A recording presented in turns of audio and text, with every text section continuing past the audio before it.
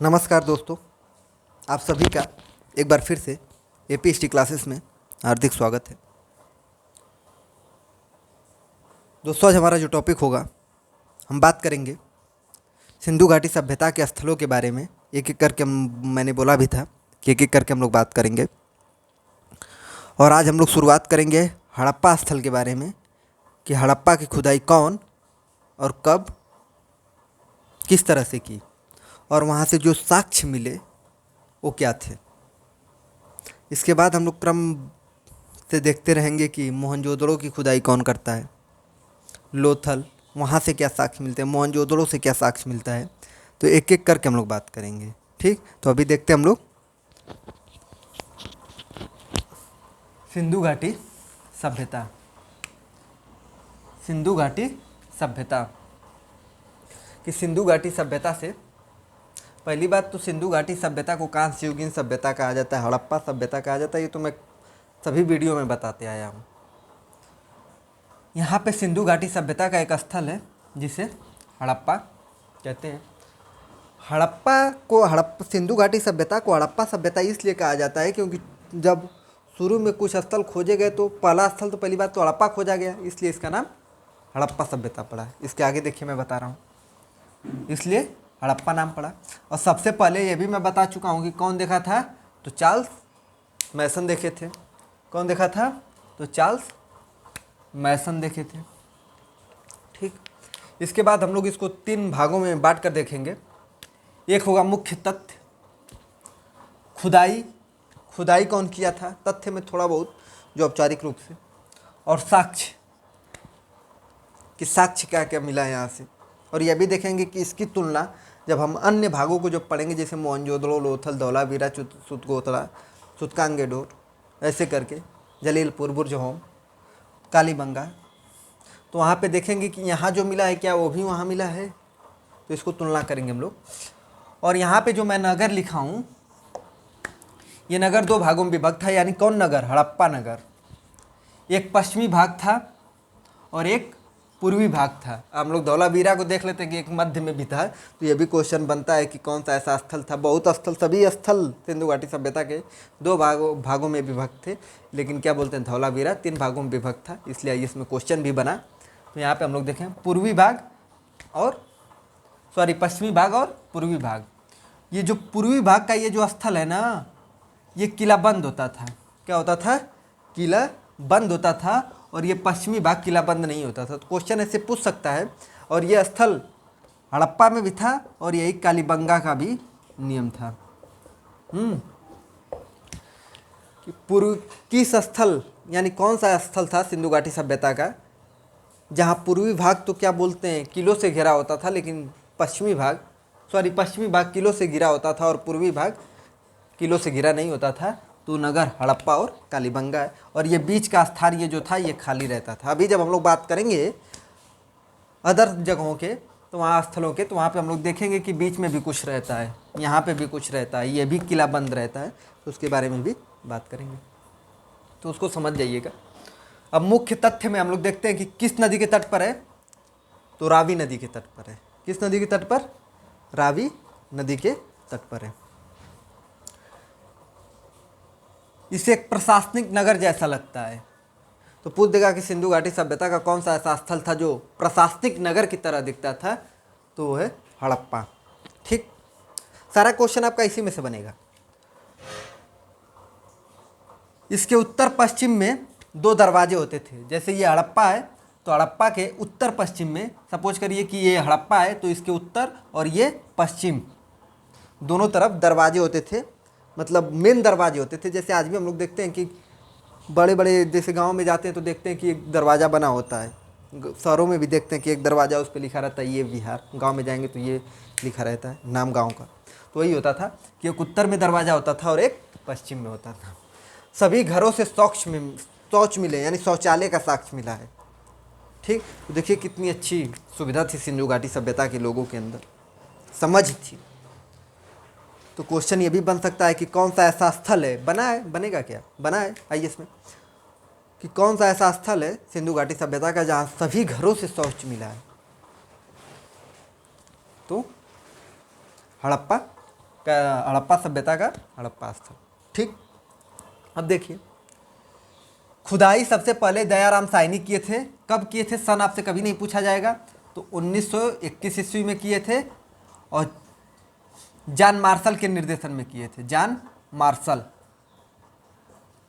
ठीक, तो खुदाई सबसे पहली बार कौन किया, तो दयाराम साहनी 1921 ईस्वी में जॉन मार्शल के निर्देशन में। सन कभी नहीं पूछेगा, बस मैं बता दे रहा हूँ।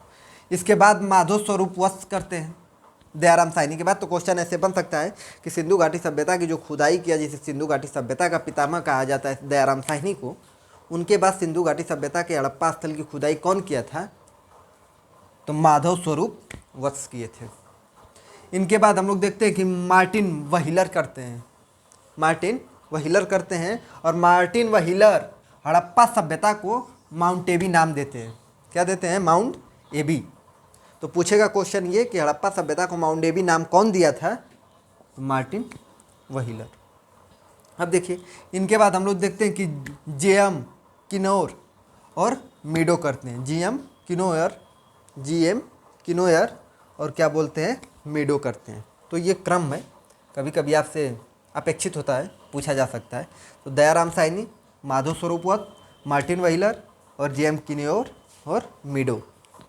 अब देखिए यहाँ से जो साक्ष्य मिला है कि साक्ष्य क्या मिला है सिंधु घाटी सभ्यता से, तो उसको देख लीजिए।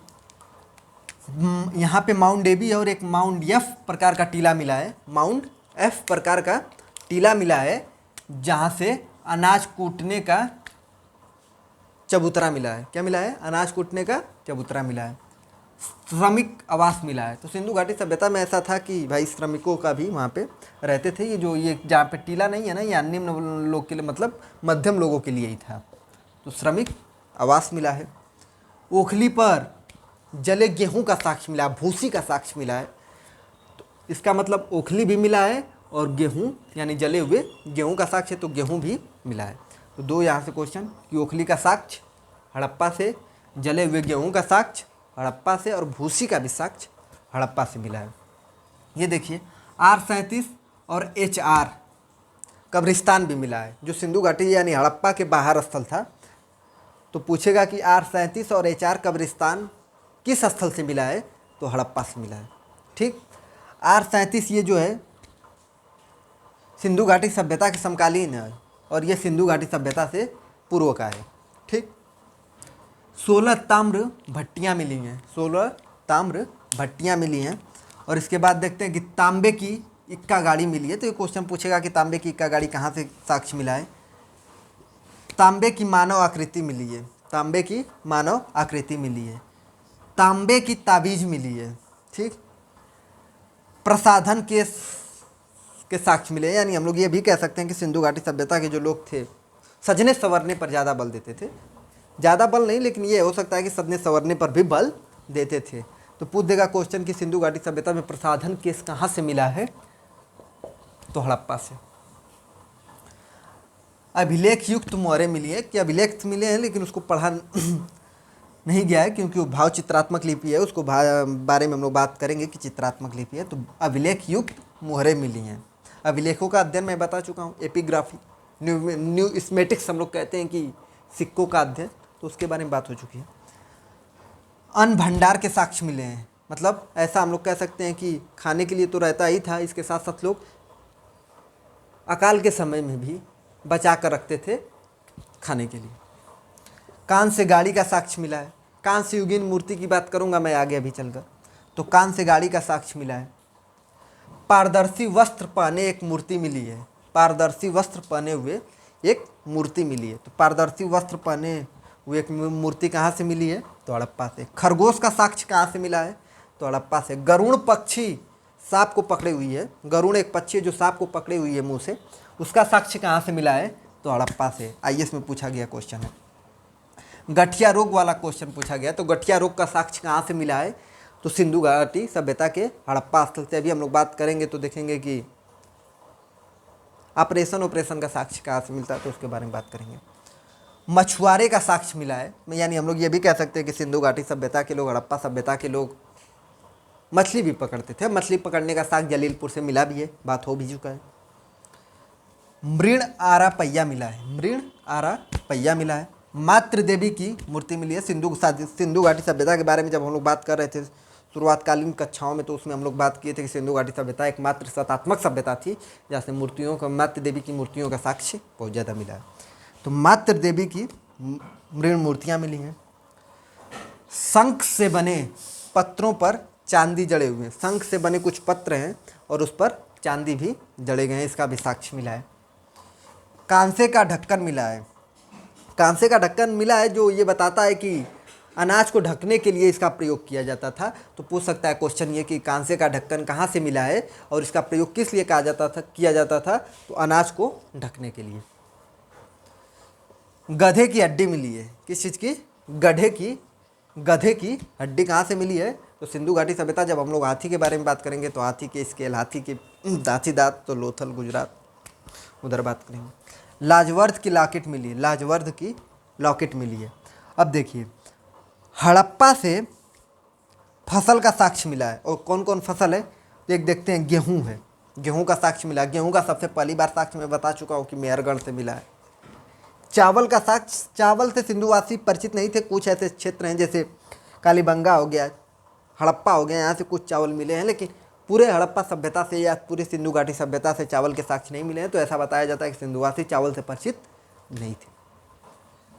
तो चावल का साक्ष्य मिला। चावल का साक्ष्य मैं ये भी बता चुका हूँ कि उत्तर प्रदेश के संत कबीरनगर के जिला संत कबीरनगर जिले में लहुरा देवा से सबसे पहली बार कृषि का साक्ष्य मिलता है, और वहाँ से चावल की भूसी का साक्ष्य मिला है। ये क्वेश्चन IAS में बना हुआ है। जौ का साक्ष्य मिला है, सिंधु सभ्यता इसे यौ कहते थे। तिल का साक्ष्य मिला है, बाजरा का साक्ष्य मिला है, तरबूज का मिला है, मटर का मिला है। मंडल का नियम पता ही होगा, आनुवंशिकता के पिताजी ने कहा जाता है, ग्रेगर जॉन मंडल।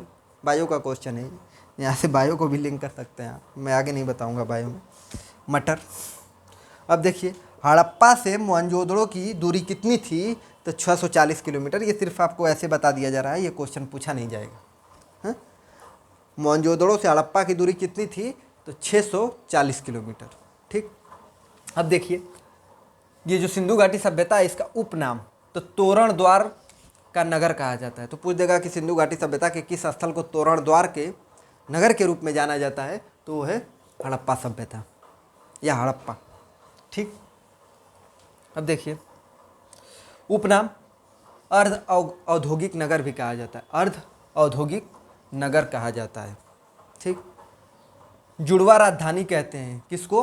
तो एक हड़प्पा को और दूसरा मोहनजोदड़ो को। यहाँ तो लिखा ही है, मोहनजोदड़ो और हड़प्पा को जुड़वा नगर कहा जाता है। और जुड़वा नगर कौन कहा था? तो उनका नाम था, जुड़वा राजधानी कहा जाता है। कौन कहा था? तो उनका नाम है पिग्गट। कौन? पिग्गट। तो क्वेश्चन ये पूछ सकता है कि सिंधु घाटी सभ्यता का जुड़वा राजधानी किसे किसे कहा जाता है? तो मोहनजोदड़ो और हड़प्पा को। और फिर क्वेश्चन ये भी बनेगा, बन चुका है, कि सिंधु घाटी सभ्यता को जुड़वा राजधानी के रूप में मोहनजोदड़ो और हड़प्पा को कौन कहा था? तो उनका नाम था पिग्गट। सिंधु हड़प्पा सभ्यता कहाँ है? तो पाकिस्तान के हम लोग देखते हैं कि मंडकोबरी जिला में है। किस नदी के तट पर है? तो ये भी हम लोग बात कर चुके हैं, रावी नदी के तट पर है। जुड़वा राजधानी कहते हैं। अब इसके बाद हम लोग बात करेंगे मोहनजोदड़ो के बारे में। तो ये था हम लोग का हड़प्पा से। हड़प्पा से साक्ष्य क्या मिले, खुदाई कौन किया और उसके मुख्य तथ्य क्या हैं, उपनाम क्या है, इसके बारे में हम लोग बात कर चुके हैं। अब नेक्स्ट वीडियो में हम लोग बात करेंगे मोहनजोदड़ो के बारे में, मोहनजोदड़ो को लेकर आएंगे, उसके भी बारे में इसी तरह से पूरे विस्तार से हम लोग बात करेंगे। तो मिलते हैं दोस्तों नेक्स्ट वीडियो में।